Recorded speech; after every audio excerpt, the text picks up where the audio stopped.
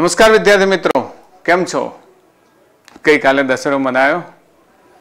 हवे आपणे चालू करीए फरी आपणो कणोना तंत्र अने चाक गति। लास्ट लेक्चर ગયા વીકમાં તમે છેલ્લું જે લેક્ચર જોયું મારું 16 નંબરનો લેક્ચર, એ લેક્ચરમાં આપણે ભણ્યા હતા ટોર્ક અંગે। ટોર્ક એ જે કામ રેખીય ગતિમાં બળ કરે છે, ચાક ગતિમાં ટોર્ક કરે છે, ઘણી બધી બાબતો સમજાવી હતી। અને ટોર્ક ભણ્યા પછી છેલ્લે આપણે એક મુદ્દા તરફ ગયા હતા અને એ મુદ્દાનું નામ હતું કોણીય વેગમાન। કોણીય વેગમાન વાસ્તવમાં શું છે? કોણીય વેગમાન અંગે એમાં મેં વાત કરી હતી, છતાં પણ ફરીથી સમજાવી દઉં કે મિત્રો, જેમ ઉભેલા બાઇક પર તમે બે પગ ટેકવી શકો છો, નથી ટેકવી શકતા, પણ ચાલતું હોય બાઇક તો તમે 3 સવારી સુધી જઈ શકો છો, એના પર બેસી શકો છો।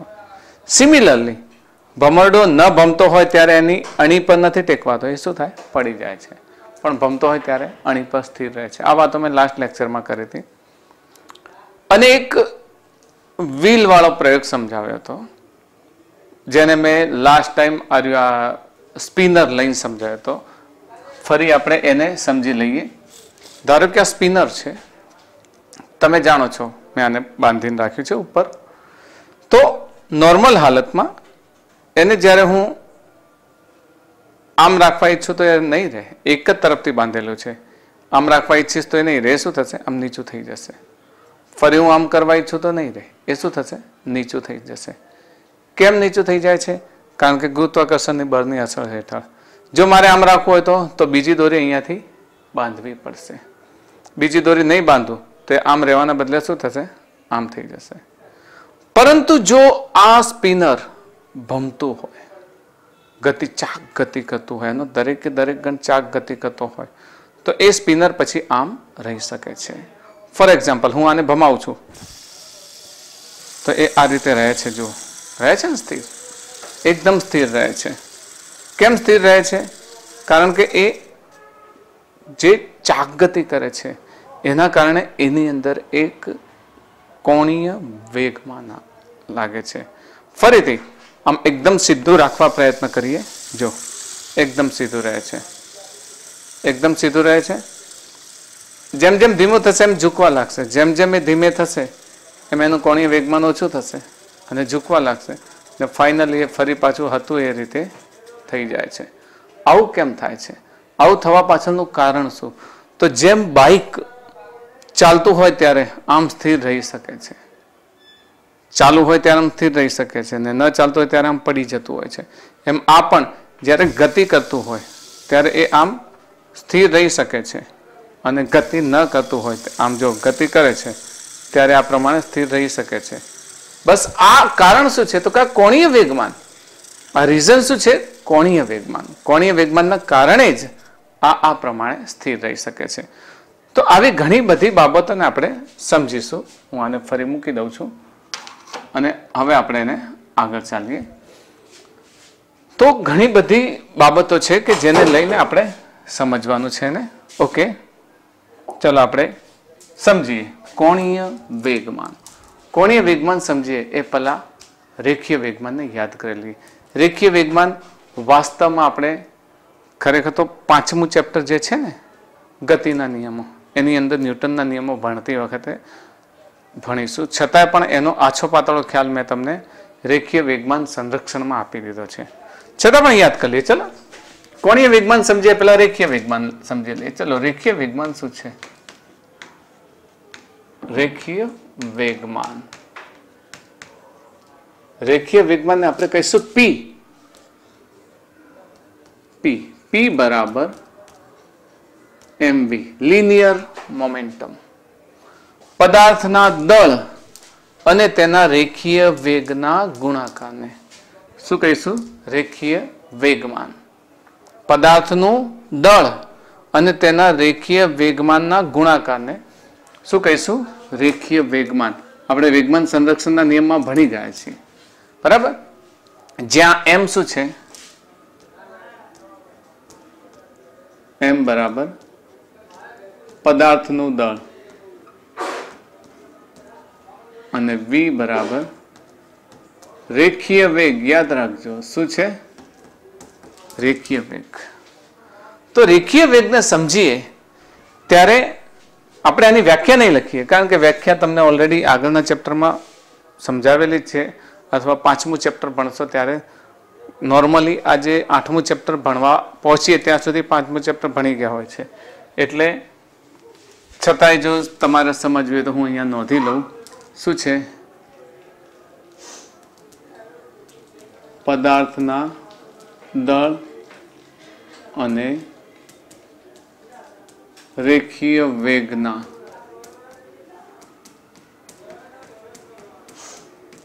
ગુણાકારને રેખીય વેગમાન કહે છે.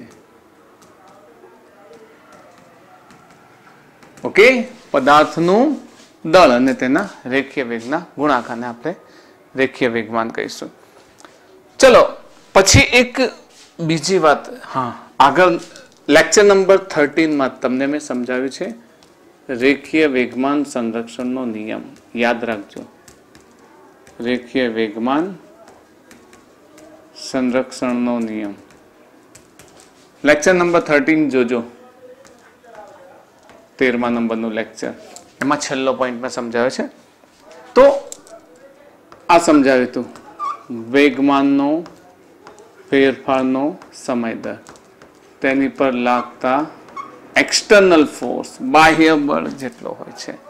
એક્સટર્નલ ફોર્સ બાહ્ય બળ જેટલો હોય છે. અને જો બાહ્ય બળ 0 હોય તો, જો F એક્સટર્નલ 0 હોય તો,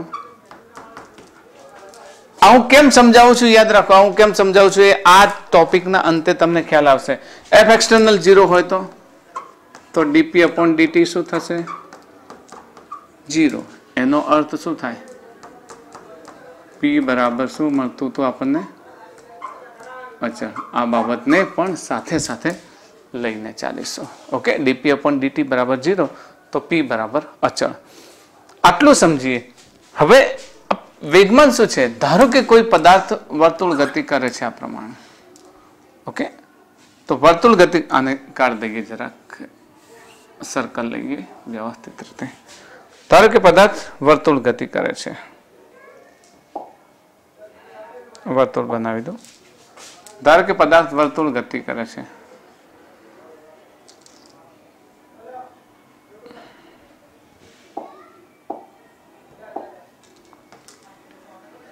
આ પ્રમાણે વર્તુળ માર્ગ પર પદાર્થ ગતિ કરે છે. અહીંયાથી આ સેન્ટરને અનુલક્ષીને પદાર્થ ગતિ કરતો હોય તો આ પદાર્થનો રેખીય વેગની દિશા જે છે ને, આ રેખીય વેગની દિશા એ જ તેના વેગમાનની દિશા. મતલબ v તથા p ની દિશા કેવી હોય? સમાન હોય છે. સમાન હોય છે. અને v તથા p ની દિશા સમાન હોય તો p બરાબર અચળ માર્ગે ગતિ કરે છે એમ સમજીશું. ચલો હવે નેક્સ્ટ આપણે ફરી પાછું કોણીય વેગમાન સમજવાનું છે. એટલે આ બાબત ફરીથી વેગમાનને યાદ રાખજો. કયો? રેખીય વેગમાનને યાદ રાખજો. રેખીય વેગમાન સંરક્ષણનો નિયમ યાદ રાખજો કે F એક્સટર્નલ 0 હોય તો વેગમાન કેવું થાય? અચળ થાય. રેખીય વેગમાનની દિશા કઈ? જે રેખીય વેગની દિશા હોય એ જ રેખીય વેગમાનની દિશા છે. આ બાબતને યાદ કરી અને આપણે પહોંચી જઈએ આપણા નિયમ પર. આપણા રેખીય વેગમાન, કોણીય વેગમાન. ચલો કોણીય વેગમાન સમજી લઈએ.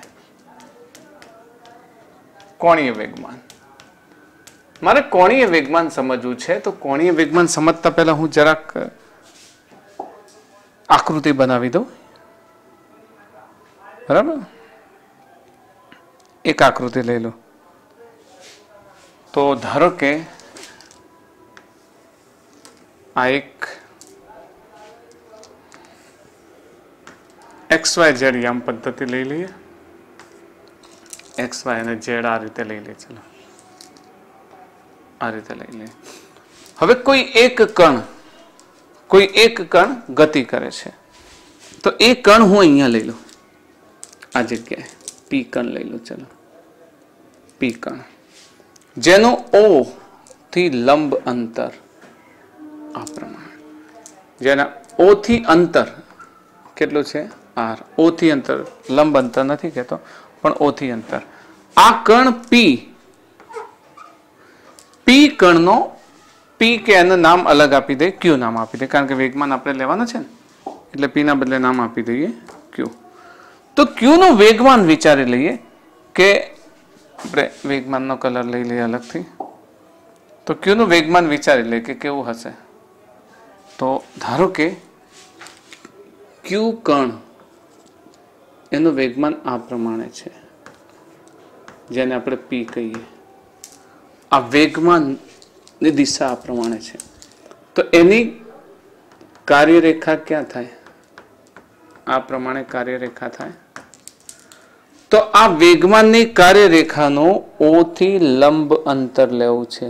લંબ અંતરનો અર્થ શું થયો? 90 ડિગ્રી. ને આને નામ આપીશું આપણે એમ નામ આપીશું, એમ. ઓકે, ફરીથી XYZ યામ પદ્ધતિ છે. This is X, Y and Z. યામ સમતલમાં કોઈ ક્યુ બિંદુ છે. ક્યુ બિંદુનું રેખીય વેગમાન P છે. ચલો નોંધી લઈએ. ધારો કે XY યામ સમતલમાં ક્યુ બિંદુ છે,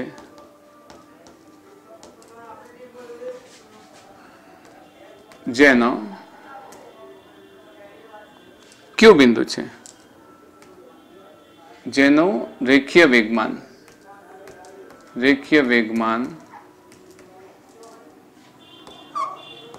P છે. ઓકે, તેનું દળ એમ છે ને તેનું રેખીય વેગમાન P છે. P બરાબર mv આપણે લખી શકીએ. આ ક્યુ નું સંદર્ભ બિંદુથી અંતર, યાદ રાખજો અહીંયા પણ સંદર્ભ બિંદુનો ઉલ્લેખ કરીએ છીએ.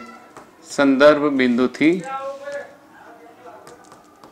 અંતર r છે, તથા ક્યુની કાર્યરેખાનું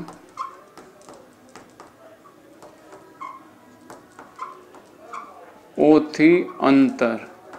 શું કરીએ? ક્યુની કાર્યરેખાના અંતરને આપણે શું કરીએ? r પરપેન્ડિક્યુલર લઈ લઈએ. r પરપેન્ડિક્યુલર છે. અંતર લખું તો ઉપર સદિશ નહીં લખું તો પણ ચાલશે. ઓકે, r પરપેન્ડિક્યુલર છે તો પણ ચાલશે. બરાબર છે. હવે રેખીય વેગમાન, આ વાસ્તવમાં કેવી પરિસ્થિતિ છે સમજજો. હજુ મનમાં કન્ફ્યુઝન હોય કે સર આ તમે કયા પ્રકારે આકૃતિ દોરી, તો હું તમને એક જરાક આ પ્રમાણે એક દ્રઢ પદાર્થ હું બનાવી લઉં. મગજમાં ન બેસતું હોય તો સમજો કે ધારો કે મારી પાસે એક દ્રઢ પદાર્થ છે. દ્રઢ પદાર્થ મેં આગળ સમજાવેલો છે, યાદ છે ને તમને લોકોને? તો ધારો કે આ દ્રઢ પદાર્થ છે, થોડોક ત્રાસો બની ગયા અને થોડોક સીધો કરી દઈએ. ઓકે, આ દ્રઢ પદાર્થ છે. દ્રઢ પદાર્થ આ ભ્રમણાક્ષને અનુલક્ષીને ભ્રમણ કરે છે. મેં સમજાવેલું છે, એનિમેશન પણ બતાવ્યું તો, પેલો પથ્થર ઘૂમતો બતાવ્યો તો તમને યાદ હશે. ઓકે, તો કોઈ એક કણ પી લઈ લો. પી ને પહેલા વર્તુળ બનાવી દો, પછી પી લઈ લો. તો અહીંયા આ વર્તુળમાં ગતિ કરે છે. તો કોઈ એક કણ પી અહીંયા છે, પી અથવા ક્યુ. ક્યુ આપણે લીધો છે ને કણ ક્યુ. તો ક્યુ નું ભ્રમણાક્ષ આ જે છે ઓ બિંદુ એ આ છે, એનું અંતર r છે, આ ક્યુ.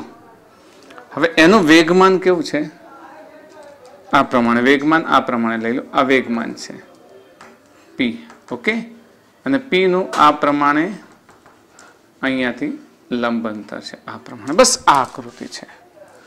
આ પદાર્થ ભમી રહ્યો છે, એનો ક્યુ કણ છે જેનું વેગમાન P છે, અંતર r છે. આ મેં ફક્ત એક કણને અનુલક્ષીને જ લીધું છે, કોઈ એક કણ માટે લીધું છે. પણ વાસ્તવમાં પરિસ્થિતિ શું છે કે આવા કોઈ પદાર્થનો ભાગ છે ને એના એક કણની વાત કરીએ છીએ ને એના એક કણનું કોણીય વેગમાન લઈ છે. પછી કણોના તંત્રનું પણ લઈ શકીશું, દ્રઢ પદાર્થનું પણ લઈ શકાય, બધી રીતે આપણે લઈ શકીએ. તો શરૂઆત કરીએ આપણે અહીંયા આગળ. તો આ તમને ખ્યાલ આવી ગયો. હવે હું આને કાઢી લઉં છું. આની કોઈ જરૂર નથી, તમારે પ્રશ્નમાં આકૃતિની કોઈ જરૂર નથી, બરાબર? તને હું કાઢી નાખું છું એટલે જરૂર નહીં પડે આની. થોડું ઉપરથી નીકળી ગયું આને, એ તો કરી દઈશું સાહેબ, બરાબર? ઓકે, અંતર આર પરપેન્ડિક્યુલર ક્યુ થી આર છે તથા ક્યુ ની આ તો વાય છે, ઓકે, ક્યુ ની કાર્યરેખાનું ઓ થી અંતર આર પરપેન્ડિક્યુલર છે. ઓકે, હવે કોણીય વેગમાનની વ્યાખ્યા લખીએ. ચલો, કોણીય વેગમાનની વ્યાખ્યા સમજો. કોણીય વેગમાન ખાસ સમજો. કોણીય વેગમાન હું આને થોડું અલગથી હાઇલાઇટ કરી દઉં. કોણીય વેગમાનને ઓકે, સમજો. પદાર્થના રેખીય વેગમાન અને ઉગમ બિંદુથી તેના અંતરને કણના સ્થાન સદિશ આર અને તેના રેખીય વેગમાન પી ના સદિશ ગુણાકારને. ઓકે, સમજો. કણના સ્થાન સદિશ આર, જો આ કણનું સ્થાન સદિશ ઓ થી તેનો સ્થાન દર્શાવતો એક સદિશ છે આ રહ્યો. આ ઓ થી એનું સ્થાન દર્શાવતો સદિશ આર અને કણના રેખીય વેગમાન પી ના સદિશ ગુણાકારને કણનું કોણીય વેગમાન કહે છે. કણના સ્થાન સદિશ પી અને તેના રેખીય વેગમાનને, સોરી, કણના સ્થાન સદિશ આર, આપણે જરા આર લઈ લઈએ. ઓકે, અહીંયાથી કાઢી દઈએ ને. ઓકે, કણના સ્થાન સદિશ આર અને તેના રેખીય વેગમાન પી ના સદિશ ગુણાકારને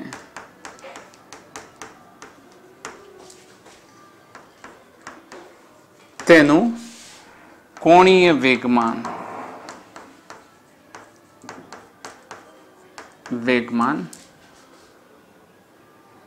કહે છે.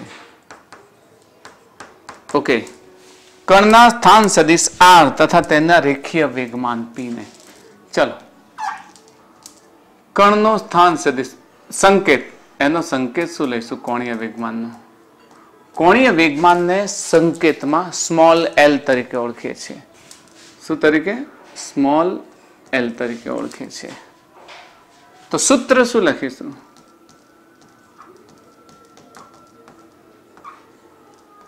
એલ બરાબર આર ક્રોસ પી. એનું સૂત્ર થઈ ગયું એલ બરાબર આર ક્રોસ પી.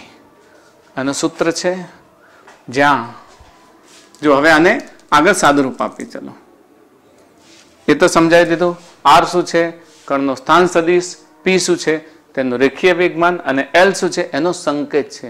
કોનો? કોણીય વેગમાનનો. ઓકે, તો એલ બરાબર શું લખી શકાય? મૂલ્ય લો. એલ બરાબર આરપી સાઇન થીટા. તો થીટા ક્યાંથી આવી ગયો? યસ, થીટા ક્યાંથી આવી ગયો? તો થીટા અહીં, થીટા એ સદિશ આર અને પી વચ્ચેનો ખૂણો છે. તમે કહો સર દર્શાવે તો નથી. ચલો ને અહીંયા લઈ લઈએ. સદિશ આર આ રહ્યો. આ સદિશ આર જો આગળ વધે તો કેવી રીતે વધશે? આ પ્રમાણે વધશે. અને પી આ રહ્યો, એના વચ્ચેનો એંગલ, જો હું આને થીટા કહું તો અભિકોણો એકરૂપ હોય. આમ રેખા હોય તો અભિકોણો એકરૂપ હોય તો આ થીટા હોય તો આ પણ શું હોય? થીટા હોય ને. અભિકોણો એકરૂપ આપણે 10મા ધોરણમાં ભણી જાય છે આ પ્રમાણે. આમ અને આમ આ એંગલ થીટા હોય તો આ એંગલને પણ આપણે શું લેતા હતા? થીટા લેતા હતા. તમે જાણો જ છો, બરાબર? એટલે આને ઓકે. તો અહીંયા આપણને થીટા મળે. હવે આ ત્રિકોણને ધ્યાનમાં લેજો. જો ફરીથી સમજાવું છું. ભૌમિતિક રીતે ઓ ક્યુ એમ, હું અહીંયા ઓ ક્યુ એમ ધ્યાન આપવાનું કહું છું. ઓ ક્યુ એમ અલગથી બનાવું કે આની અંદર તમે જો સમજી શકતા હો તો અહીંયા લખી દો. ચલો, ત્રિકોણ ઓ ક્યુ એમ માં. કયો? ઓ ક્યુ એમ માં કયો ખૂણો કાટખૂણો છે? એમ. માપ ખૂણો એમ બરાબર કેટલો છે? 90. જો હું સાઇન થીટા લઉં તો સાઇન થીટા બરાબર, યાદ રાખો 10મા ધોરણના સૂત્રો, સાઇન થીટા સામેની બાજુ ભાગ્યા કર્ણ, કોસ થીટા પાસેની બાજુ ભાગ્યા કર્ણ, ટેન થીટા સામેની બાજુ ભાગ્યા પાસેની બાજુ, કોસેક થીટા કર્ણ ભાગ્યા સામેની બાજુ, સેક થીટા કર્ણ ભાગ્યા પાસેની બાજુ, કોટ થીટા પાસેની બાજુ ભાગ્યા સામેની બાજુ. આ બધું યાદ છે ને તમને 10મા ધોરણમાં? ત્રિકોણમિતિ ઘણા બધાને યાદ હશે, બરાબર? 90% સ્ટુડન્ટ તો કરે જ છે આ ચેપ્ટર.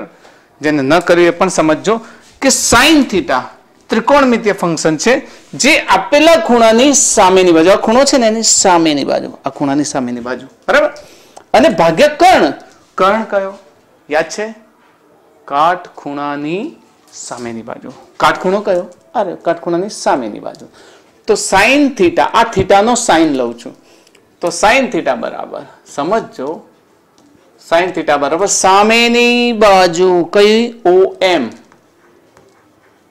ભાગ્યા કર્ણ કાટખૂણાની સામેની બાજુ ઓ ક્યુ. ઓ ક્યુ. ઓ એમ ને શું કહીએ છીએ? આર લંબ. ઓ ક્યુ ને શું કહીએ છીએ? ફક્ત આર.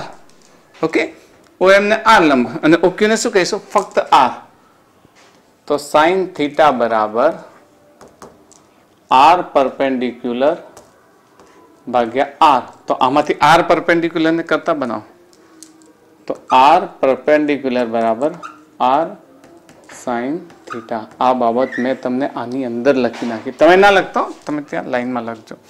અમે તમને અહીંયાથી તમે જોઈને સમજી શકો એ માટે મિક્સ ના કરતો, તમે લાઈનસર લખજો. અહીંયા હું એ પ્રમાણે લખ્યું છે તો આ યાદ રહેશે આર સાઇન થીટા. હવે હું અહીંયા જ જો, અહીંયા તમને ફરીથી લઈ જાઉં છું. તો એલ બરાબર શું લખીશ? અને ફરી આગળ લઈ જઈએ.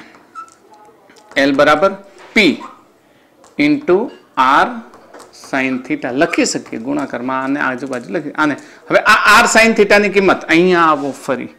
આર સાઇન થીટાની કિંમત કઈ છે? આર પરપેન્ડિક્યુલર, આર લંબ. કયું? વેગમાનની કાર્યરેખાનું સંદર્ભ બિંદુથી લંબ અંતર. ફરીથી, વેગમાનની કાર્યરેખાનું સંદર્ભ બિંદુથી લંબ અંતર, એને આપણે શું કહીશું? R perpendicular. તો અહીંયા આપણે શું લખી શકીએ? એલ બરાબર P into R perpendicular. Okay, P into R perpendicular. મતલબ અહીંયા શું લખી શકાય? કોણીય વેગમાન બરાબર રેખીય વેગમાન ગુણ્યા વેગમાનની કાર્યરેખાનું ઓ થી લંબ અંતર. તો આને આપણે સમજાવીશું કોણીય વેગમાન. તમારે સૂત્ર માટે L = R × P યાદ રાખશો. L = R × P. જેમ ટોર્ક સમજ્યા હતા, ટોર્ક યાદ છે ને? ટોર્ક આપણે શું સમજ્યા હતા? ટાઉ = R × F લીધું હતું ને? ટાઉ = R × F લીધું હતું. એ જ પ્રમાણે L = R × P લેશો. હવે આ તો થઈ ગયું કોણીય વેગમાન. તો કોણીય વેગમાનને ફરી યાદ રાખીએ, એકવાર ફરીથી સમજી લઈએ કે કોણીય વેગમાન એ શું છે. તો કોણીય વેગમાન વાસ્તવમાં કોઈ એક એવો કણ વિચારી લીધો જે કણનું રેખીય વેગમાન P છે અને એ રેખીય વેગમાન P ની કાર્યરેખાનું સંદર્ભ બિંદુથી લંબ અંતર R અને આપેલા બિંદુનો સ્થાન સદિશ R હોય તો સ્થાન સદિશ R અને કોણીય વેગમાન P ના સદિશ ગુણાકારને શું કહેવાય? તેનું કોણીય વેગમાન કહે છે. સંકેતમાં L = R × P અને એના આધારે આપણે આરામથી આ ત્રિકોણ પરથી મેળવી લીધું. ઓકે, કોણીય વેગમાનમાં કેટલીક સમજ તમારે સમજવાની છે, કેટલાક પોઈન્ટ્સ કોણીય વેગમાનના લેવાના છે. ચાલો આપણે કેટલાક પોઈન્ટ લઈ લઈએ. ઓકે, કોણીય વેગમાનના કેટલાક પોઈન્ટ લઈ લઈએ. આપણે લખીશું એના માટે કેટલાક મુદ્દાઓ, અગત્યના મુદ્દાઓ. અગત્યના મુદ્દાઓ. બોલો, અગત્યના મુદ્દાઓ સમજે પેલા સૂત્રને લખી દઈએ. સૂત્ર શું હતું? L = R × P અથવા તો L = RP sin θ. આ બેમાંથી કોઈ બી સૂત્રને યાદ રાખશો. નોર્મલી આ સૂત્ર પરથી બધા મુદ્દા લખીએ છીએ. આ સૂત્ર પરથી બધા મુદ્દા લખીશું. પહેલા મુદ્દા લઈ લઈએ. ચલો, પહેલા મુદ્દામાં શરૂઆત કરીએ એના એકમથી. ચલો, એકમ કોણીય વેગમાનનો એકમ. સીધે સીધું દેખાય છે. R શું છે? સ્થાન સદિશ. સ્થાન સદિશ એટલે વન કાઇન્ડ ઓફ ડિસ્ટન્સ દર્શાવે. અંતર શામાં આવે? યસ, મીટરમાં. ઓકે, અંતર મીટરમાં. P નું મેં શરૂઆત જ કહ્યું છે કે P બરાબર mv. P બરાબર શું થાય? mv. m એટલે કિલોગ્રામ, v એટલે મીટર પ્રતિ સેકન્ડ. યાદ હશે તમને વેગનો એકમ મીટર પ્રતિ સેકન્ડ. તો અહીંયા મીટર, R નો શું થશે? મીટર ઇન્ટુ કિલોગ્રામ મીટર પ્રતિ સેકન્ડ. તો શું લખીશું? Kilogram metre square second raise to -1. Okay, એનો એકમ થયો. એકમ યાદ રાખશો, kilogram metre square second raise to -1. ચલો, આ એકમ છે તો પારિમાણિક સૂત્ર તો લખી શકીએ. પારિમાણિક સૂત્ર. પારિમાણિક સૂત્ર તો વેગમાનનો પારિમાણિક સૂત્ર, આ કોણીય વેગમાનનો પારિમાણિક સૂત્ર. તો કિલોગ્રામ માટે શું લઈશું? m1, મીટર સ્ક્વેર માટે L2 અને આના માટે T-1. તો પારિમાણિક સૂત્રને m1 L2 T-1 તરીકે લખી શકીએ. મતલબ એકમ થઈ ગયો, પારિમાણિક સૂત્ર થઈ ગયો. ત્રીજી વાત, જો મિત્રો કોણીય વેગમાન એની દિશાની વાત કરીએ. કોણીય વેગમાનની દિશા ખાસ સમજવાનું છે. કોણીય વેગમાનની દિશા,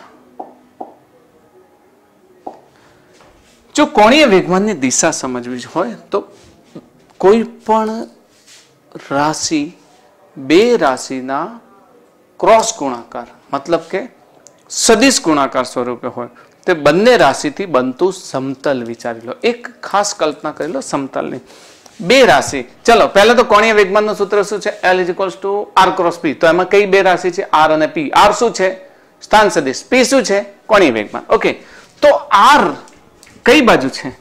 R આ દિશામાં છે અને P આ દિશામાં છે. તો R અને P થી બનતું એક સમતલ વિચારી લો અને સમતલને લંબ જમણા હાથનો સ્ક્રૂ મૂકો અને R થી P ફેરવો. R થી P આમ ફેરવો તો કોણીય જે સ્ક્રૂ જે દિશામાં આગળ વધે એ દિશા એના જમણા હાથના સ્ક્રૂના નિયમ પ્રમાણે શોધી શકાય છે. અહીંયા જરાક પ્રેક્ટિકલી આને યાદ કરી લઈએ. ફરીથી હું આ સ્પિનરને દોડાવું છું, સ્પિનરને સમજાવું છું, કારણ કે દિશા સમજવા માટે મારે આનો એક કન્સેપ્ટ સમજાવવો છે. સમજો ફરી. અહીંયા કોઈ એક કણ અંગે વિચારી લો. તો મારો આ કણ, અરે આ કણ સ્થાન છે, કોઈ બી એક વિચારી લેજો.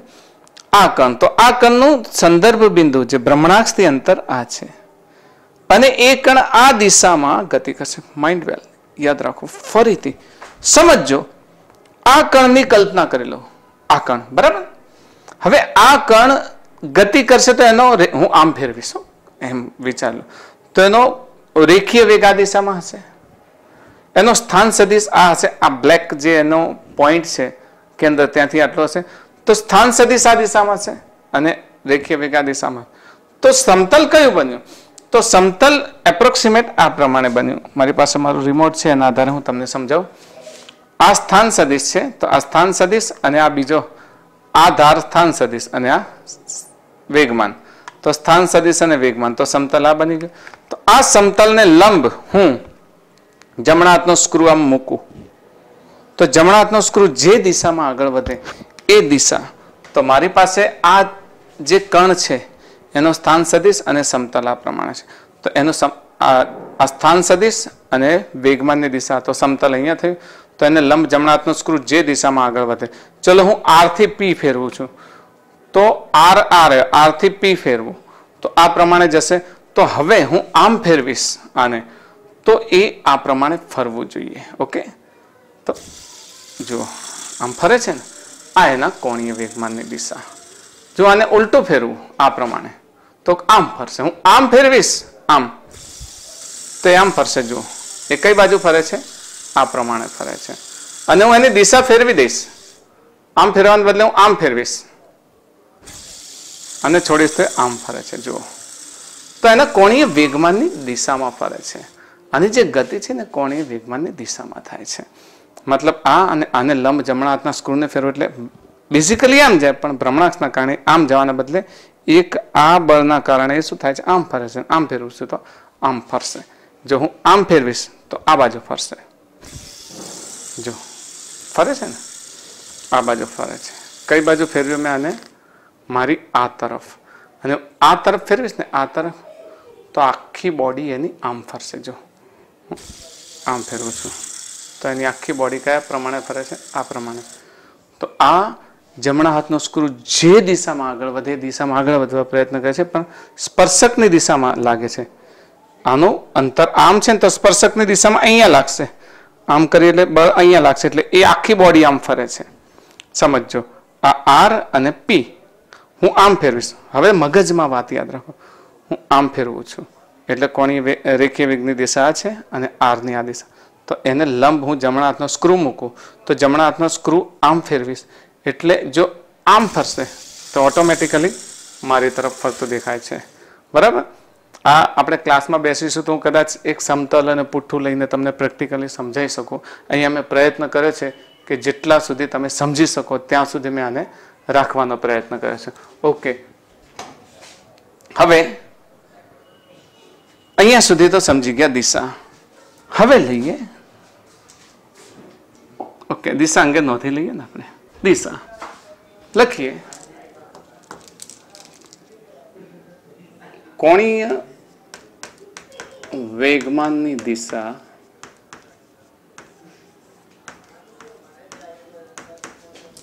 ભૂલી જાઓ ને તો આટલું લખી દેવાનું. જમણા હાથના સ્ક્રૂના નિયમ પરથી મેળવી શકાય છે. મેળવી શકાય છે. જો જમણા હાથનો નિયમ શું કહે છે? મારી પાસે એક, જો આપણે આ ચક્રના સંદર્ભમાં સમજાવું, હમણાં મેં જે સ્પિનર બતાવી ને, ધારો કે હું આ સ્પિનર છે મારું, આ સ્પિનરનું સેન્ટર છે અને મેં અહીંયાનો એક જ એનો છરો ધ્યાનમાં લીધો, તેનું આરનું સ્થાન સદિશ કેટલો હતો? આ હતો. હવે એ છરો આમ ફરે છે તો એનું સ્પર્શકની દિશામાં પી છે. તો આર અને પી ને લંબ હું જમણા હાથનો સ્ક્રૂ મૂકું, આમ ફેરવું, આમ ફેરવું તો એને આ તરફ ધક્કો લાગે છે એટલે આખું સ્પિનર કઈ તરફ ફરશે? આ તરફ. પેલી બાજુથી આમ ફરશે એટલે એ આ તરફ ધક્કો લાગે છે એટલે એક આમ ધક્કો લાગે છે. બરાબર? તો જમણા હાથનો સ્ક્રૂનો નિયમ શું કહે છે? જે બે રાશિનો ક્રોસ ગુણાકાર હોય, દાખલા તરીકે અહીંયા શું છે? આર છે અને પી છે, અહીંયા લંબ છે, તો આર અને પી નો ક્રોસ ગુણાકાર છે. તો એ ક્રોસ ગુણાકારને લગતું એક સમતલ વિચારી લો. તો હું એ સમતલ આ પ્રમાણે વિચારું. આ એક સમતલ છે જેની એક બાજુ આ છે ને એક બાજુ આ છે. હવે એને લંબ જમણા હાથનો સ્ક્રૂ અને પછી આર થી પી ફેરવું, આમ આર થી પી ફેરવું તો આ બાર આવશે એટલે આ આમ ફરશે. ને જો આ આમ ફરશે તો આમ ફેરવી, આર થી પી ફેરવી તો પછી આ તરફ ફરશે. આ મેં હમણાં જ તમને સ્પિનર ફેરવીને બતાવી દીધું. ઓકે, તો આર અને પી ના સમતલને લંબ. હવે આની જરૂર નથી એટલે હું આને કાઢી દઉં છું. ઓકે, ચલો ત્રીજો મુદ્દો. ચોથો મુદ્દો લઈ લે. મુદ્દો નંબર 4. સૂત્ર યાદ છે ને તમને? હા, આ શૂન્ય ક્યારે થાય? યસ, એલ નું મૂલ્ય શૂન્ય ક્યારે થાય? આને યાદ રાખો તો તમને યાદ રહી જશે. L is equals two RP sin theta. 3 મૂલ્ય છે R, P અને થીટા. જો R બરાબર 0 તો L બરાબર 0. R બરાબર 0 તો આખું 0 થાય, તો L બરાબર 0. જો P બરાબર 0 તો પણ L બરાબર 0.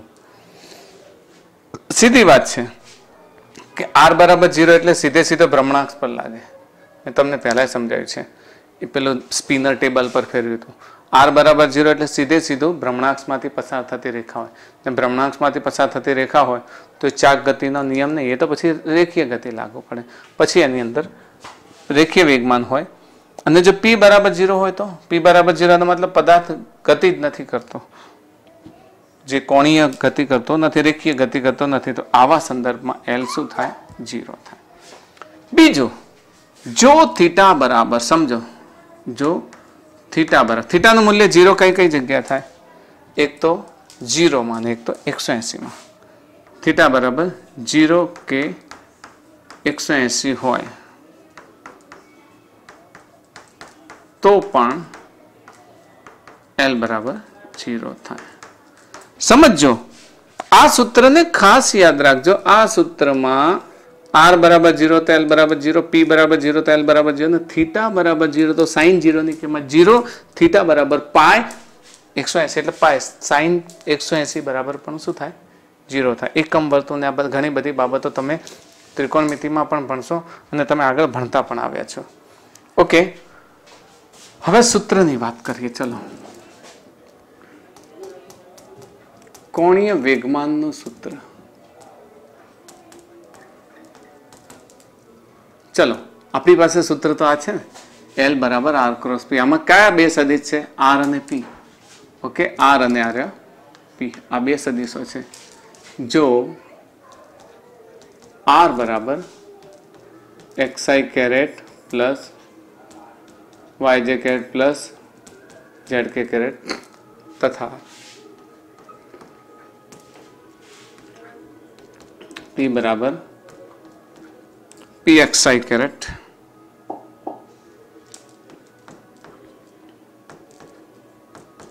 Plus pyj caret plus pzk caret, તો L નું સૂત્ર એ જ આપણું. L બરાબર R ક્રોસ P, R આવ્યું આપણી પાસે, xi caret plus yj caret plus zk caret cross pxi plus pyj plus pzk.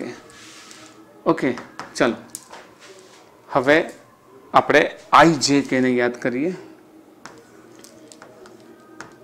I caret, j caret, k caret, પછી x, y, z અને px, py અને pz. ઓકે, તો આને સૂત્ર તરીકે આપણે મૂક્યું તો યાદ હશે તમને. આનું સાદું રૂપ આપ્યું તો યાદ છે ને? તમે લોકો કમેન્ટમાં અમુક નિશ્ચયકના જવાબ પણ લખ્યા હતા, યાદ હશે તમને લોકોને. ઓકે, તો I એમને એમ રાખીએ. શું થશે? I સિવાય ypz માઇનસ zpy, વચ્ચેવાળાને માઇનસ કહેતા હતા, જે શું થતું હતું? તો આના ને આના સિવાયનું આ બે ટાંકી દો, xpz માઇનસ zpx,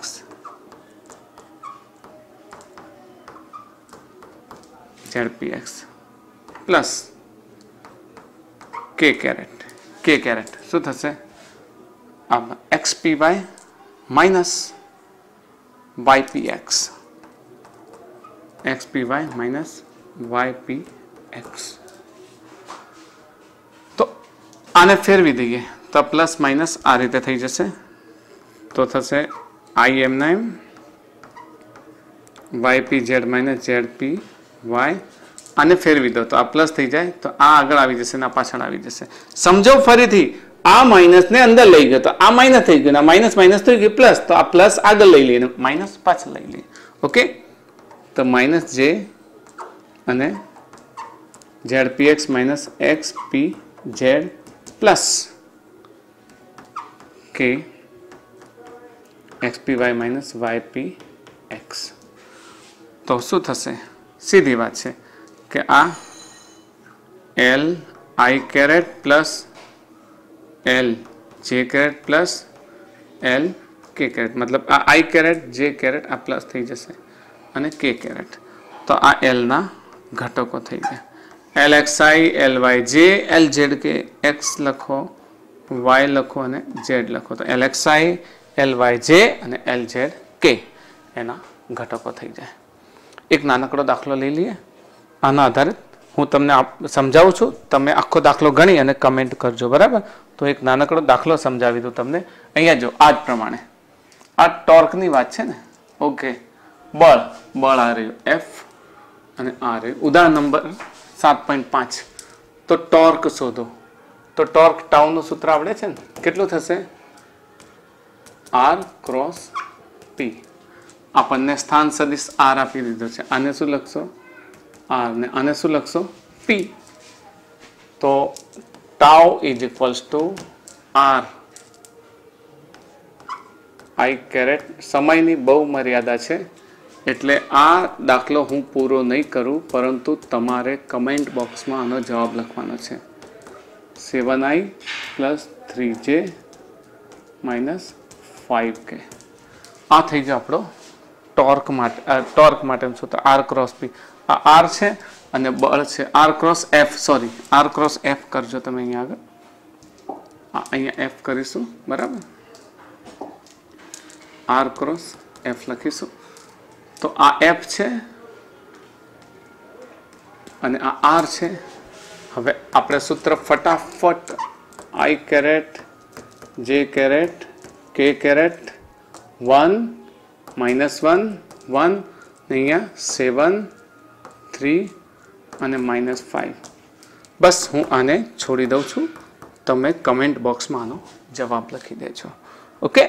I રાખી અને આમ કરશો એટલે તમારો જવાબ I અને કંઈક સંખ્યા આવશે પ્લસ J કેરેટ કંઈક સંખ્યા આવશે ને પ્લસ K કેરેટ અને કંઈક સંખ્યા આવે તો ટોર્ક મળી જશે। અને પછી ટોર્ક શોધવાનું છે, તો જે સદિશ આવે આ ટોર્કનો તમને જવાબ મળશે। આ તમારે મેળવવાનો છે, હું નહીં આપું। પછી ટોર્કનું મૂલ્ય શોધવાનું કે તો આ પ્રમાણે મૂલ્ય લઈ લેજો, આનો વર્ગ અને આનો વર્ગ કરી દેજો ને જે જવાબ આવ્યા 1 અને 2 જવાબ મને કમેન્ટ બોક્સમાં આવતીકાલે જણાવી દેજો, okay? That's all for today.